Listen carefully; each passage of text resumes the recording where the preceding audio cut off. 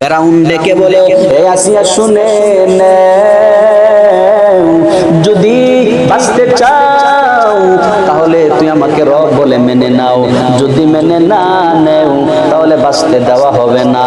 বলে কি করবা? বলে মেরে ফেলে দিব। বলে যদি মেরে দেও অসুবিধা নাই, তবে আমি ঈমান ছাড়তে পারবো না। ঈমান আনছি তো আনছি, আমি ঈমান আর ছাড়তে পারবো না।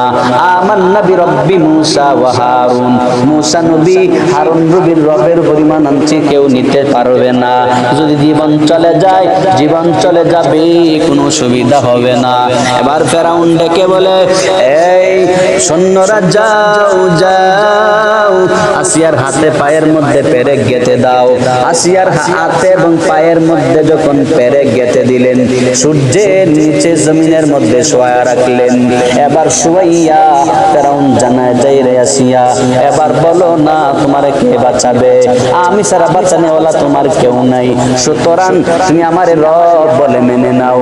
আল্লাহকে ভুলে যাও, মূসা নবীরে ভুলে যাও, মূসা নবীর রবকে ভুলে যাও, আমাকে রব বলে মেনে নাও, তাহলে বাঁচতে পারবি, আমার রাজ্যের রানী হয়েই বাঁচতে পারবি, কোনো অসুবিধা হবে না। আসিয়া ডেকে বলে, না না, আমাকে মেরে দেও, তবু আমি ঈমান ছাড়তে পারবো না। ফেরাউন বলল, ঠিক আছে, হে সৈন্যরা তোমরা যাও যাও, আসিয়ার বডিটাকে বেলের দ্বারা কেটে দাও, ছোট ছোট করে বেলের দ্বারা কেটে দাও, ফেরে দাও। এবার সৈন্যরা আসিয়ার বডিটাকে বেলের দ্বারা কাটতে লাগলেন। আসিয়া গলা কাটা মুরগির মতন চটপট করে কান্নাকাটি করতে লাগলেন। ফেরাউন ডেকে বলে, এই সৈন্যরা যাও যাও, আসিয়ার কাটা বডির মধ্যে লবণের গুঁড়া, মরিচের গুঁড়া গুলা ছিটায়া দাও, লবণের গুঁড়া, মরিচের গুঁড়া গুঁড়া গুলা আসিয়ার বডির মধ্যে তোমরা ছিটায়া দাও।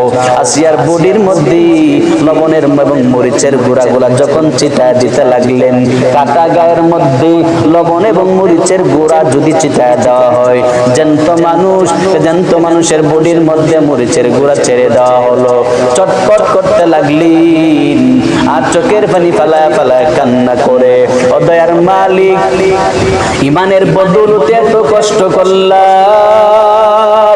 ও আল্লাহ তুমি আমার জন্য রাজি হয়ে যাও, তুমি আমার হয়ে যাও। রব্বি বিনিলি ইনদাকা বাইতান ফিল জান্নাহ, আল্লাহ গো তুমি আমার জন্য তোমার কাছে জান্নাতে একটা বাড়ি বানাইয়া দাও, আমার জন্য জান্নাতের একটা বালাখানা বানায়া দাও।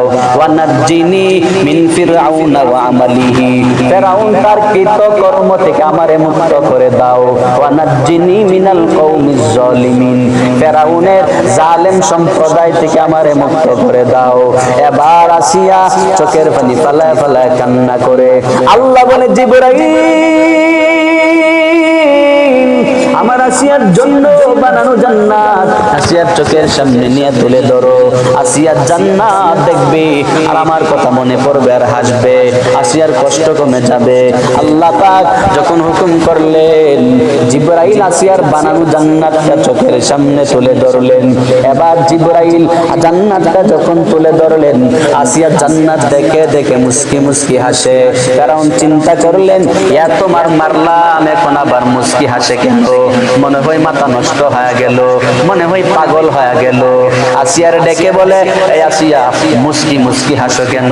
কষ্টের মধ্যে মানুষ কান্না করে, কোনোদিন মানুষ হাসতে পারে না, তুমি কেন হাসো? এবার আসিয়া ডেকে বলে, রে ফেরাউন, আমি কেন হাসি? যদি তুমি দেখো তুমি নিজেও হাসি শুরু করবা, তুমি নিজেও পাগল হয়ে যাইবা। বলে কেন হাসো? আসিয়া ডেকে বলেন, আল্লাহ পাক আমার সামনে আমার বানানো জান্নাতটা তুলে ধরলেন, আল্লাহ পাক আমার জন্য কি দামি একটা জান্নাতে ঘর বানায় রাখলেন। এই ঘর দেখা, ঘরের সৌন্দর্য দেখা আমি আমার হাসি ধরে রাখতে পারি না। এবার ফেরাউন বলে, ওরাই পাগল হয়ে গেছে, বড় পাথর হাতে নাও, আসিয়ার মাথা বরাবর পাথরটা মেরে দাও। আল্লাহ বলেন, এই আজরাইল, আমার আসিয়াকে পাথর মারার আগে আগে তুমি তার জানটা কবজ করে নিও। ফেরাউন যখন মারবে, ফেরাউন যখন পাথর মারবে, তখন আসিয়ার মৃত বডির উপরে পাথর পড়বে, আসিয়ার উপরে যেন পাথরটা না পড়ে। আজরাইল হাজির ওই দিক দিয়া। ফেরাউন যখন পাথর মারার জন্য রেডি হয়ে গেলেন, আজরাইল পাথর মারার আগে জানটা কবজ করে নিয়ে গেলেন। ফেরাউন মৃত বডির উপরে পাথর ফালাইতে লাগলেন, আর বলে আমি আসিয়াকে মেরে ফেললাম। কিন্তু আল্লাহ পাক আসিয়ার প্রতি যখন খুশি হয়ে গেলেন, ফেরাউন মারার আগে আল্লাহ পাক আসিয়ার জান কবজ কইরা নিছেন। আতিনা ফি দারে দুনিয়া না হাসান, আতিনা ফি দারে উকবানা হাসান, ইয়া গোয়াসাল মুস্তাগীসিন আহদিনা লাফতিখারা বিল উলুমে ওয়াল গিনা। হর গরিদে নেকে তু তৈয়ারু হাই, তু না মঙ্গে উস তু বেজারো হায়।